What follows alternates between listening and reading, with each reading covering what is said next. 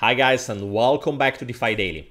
Today we're gonna try to understand what is the state of art of the DeFi, and most of all, what kind of prices we can expect from the different DeFi tokens. The prices that we are seeing right now are discounted prices, or are something that it is just the beginning of a process that will literally drain resources from this kind of ecosystem. And that's what we're trying to answer today. Just before to start, guys, remember, if you enjoy this content, remember to subscribe to the channel if you're new, leave a big thumbs up and drop a comment. That's just a small effort for you, but really means a lot to us, can really help us to sustain, to survive to this bear market and to keep producing content. So guys, please do it. Plus, remember always that this channel is about educational content and nothing has to be intended as financial advice. If you want to invest in anything, that's great, but always your research first. Okay guys, let's start immediately. I want to start with this chart. I don't know if you ever had the opportunity to check it, but that's the total market cap of the DeFi that has been calculated by TradingView. Obviously, that's just a proxy, so it means that some token could be outside from this chart, some other could be included into the next future, and so on. So that's something that is in continuous evolution, so we don't have to take it as a perfect number, but just as a proxy in order to understand the trend. And what we can notice is that from the 4th of April, we have gone down by something like almost 80%. So guys, 80% in not even, just to take the range from here to where we are right now, it has been not even 90 days. And this kind of downfall just happened, as you can see, if we try to take the maximum in order to reach this number, only 84 days has gone. So not even 3 months.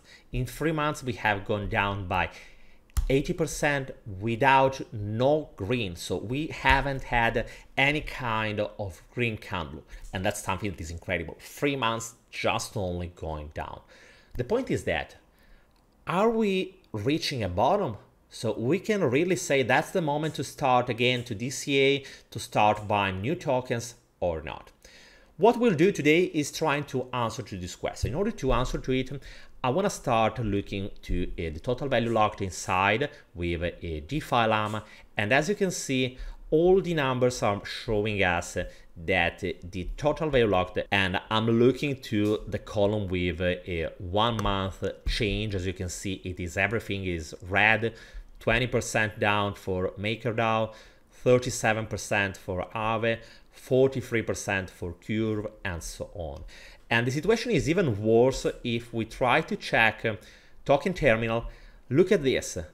This number here from the last week, as you can see, the level is so low because it is representing the kind of revenues that has been generated by each protocol. And as you can see right now, the different DeFi protocols are not generating any kind of revenue. And that's something that you should be aware of, because in this moment, it looks like that nobody cares about DeFi anymore. Is it the bottom? Or we can go even farther down? It's not easy to answer, but if we try to check, for example, this other tool that is offered by Risk Dao, and it is showing us the bad debt. The bad debt is a metric that is really important. It is representing how much of debt that is something that the different protocols will never be able to get it back. So, for example, we have the case here of meme, so Abracadabra, that has inside of its protocol something like 12 million of bad debt that is represented by UST. This UST, as you probably know, are with any probability will never get back to the peg. So it means that this 12 million of dollars that are inside of meme, nobody will ever pay them back. And if you're wondering why some protocol is having this kind of bad debt, is related to the fact that in the moment when we are having a crash, a flash crash, the liquidation engine is not able to liquidate all the position at that speed. And sometimes it's happening that some kind of position remains open inside the protocol, causing this happening that is called bad debt.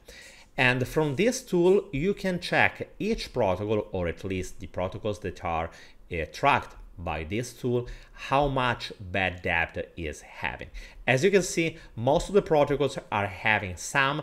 It's not so a big problem as long as the protocol is having enough resources to cover this bad debt. In the case, for example, Abracadabra, we know that they have something like 50 million of treasury, so they are able to cover completely this bad debt. So that's not a problem right now. The point is that what will happen if the price of the different tokens will keep going down and if the revenues are still downfalling exactly as we have seen in the last couple of months. Because remember, if the revenues protocol are going up, in that case also the treasury will go up.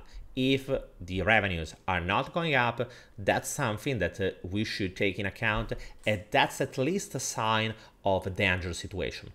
On the other side, we are also seeing other protocols that are quite good protocols, like for example MakerDAO. MakerDAO is the #1 protocol in this moment into the industry, but even so, the overall situation is not perfect, is not as we would like it would be. In this case, this user is pointing out that 80% of DAI, that is a stablecoin that is minted by MakerDAO, is backed by USDC. And even if from one side it looks good because USDC is one of the most important stablecoin, one of the most solid stablecoin, on the other side, it's also quite worrying that the major protocol, the only thing that is doing right now for the 80% of its total value locked. As you can see from DeFi Llama, MakerDAO is in the first position with almost 8 billion of total value locked. But unfortunately, 80% of this total value locked is represented by USDC that is used in order to mint new DAI.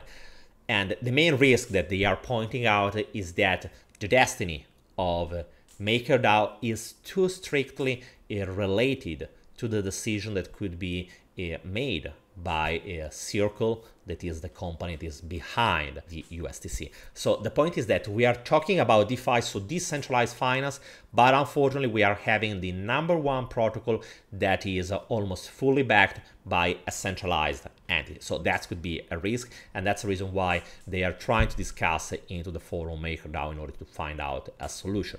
If you want to follow it, you can just check the link that I left into the description below.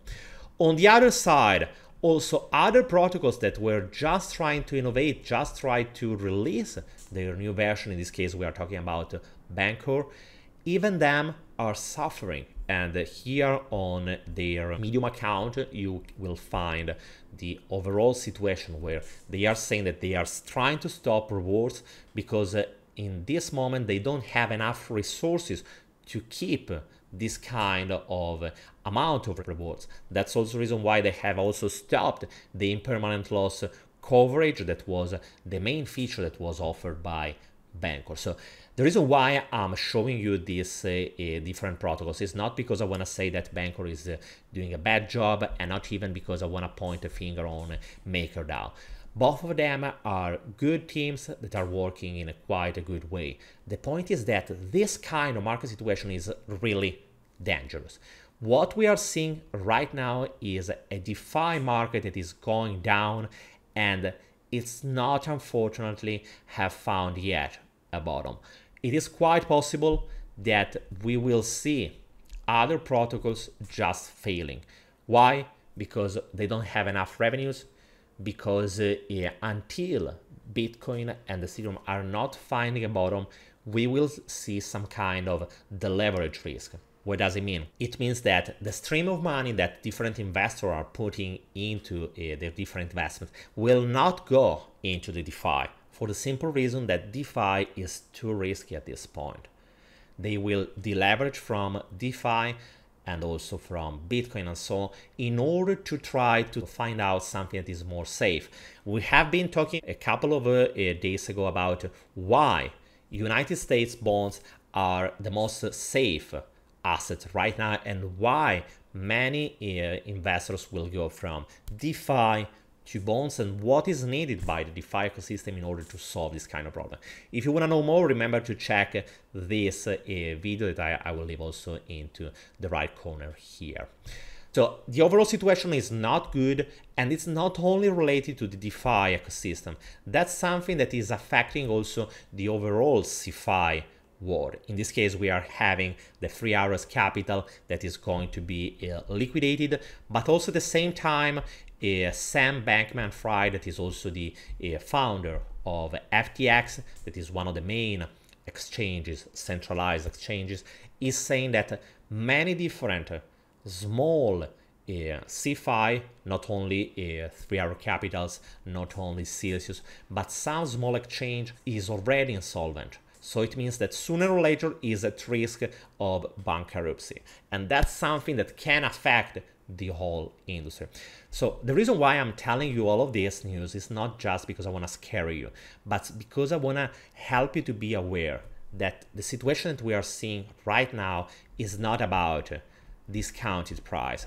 It's not about that we have an 80% discount of the different tokens. Unfortunately, we are still fighting in order to understand which tokens will survive to the next big bull run, which of them will simply die, and which of them will be able to literally rise again and reach new all-time highs.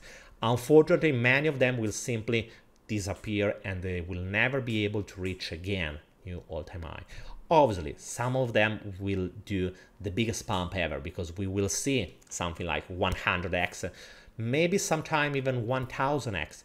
The point is that we still don't know which of them will survive. All I can say to you is try to monitor the revenues. So for example, from token terminal, try to keep an eye on the bad debt. That's something that is really important at the same time, and follow the news, because in the moment when we are seeing this kind of news on MakerDAO, we are seeing protocols like Bancor that are suffering.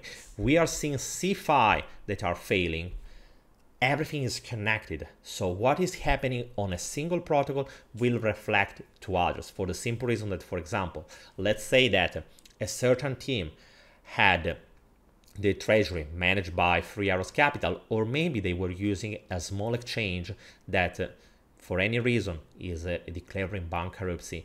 In that moment, the funds that were used to feed the team, to push on development, will simply disappear. And if it is happening, unfortunately, also the protocol will suffer, and it will not be able anymore to survive. So that's something that you should take in account. It's not anymore just about fundamentals.